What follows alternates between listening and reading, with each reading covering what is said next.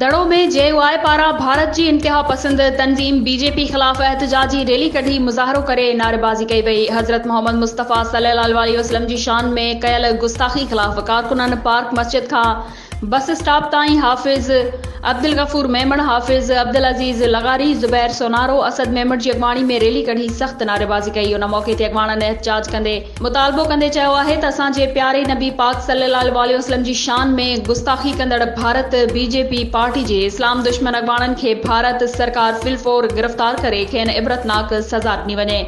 इंतिहा पसंद अनासरनि पूरी उम्मत मुस्लमाननि जी दिलनि खे वॾी तकलीफ़ पहुचाई आहे। असां हुकूमत पाकिस्तान खां मुतालबो था करियूं त भारतीय सफ़ारती तालुकात ख़त्म करे बाइकॉट कयो वञे।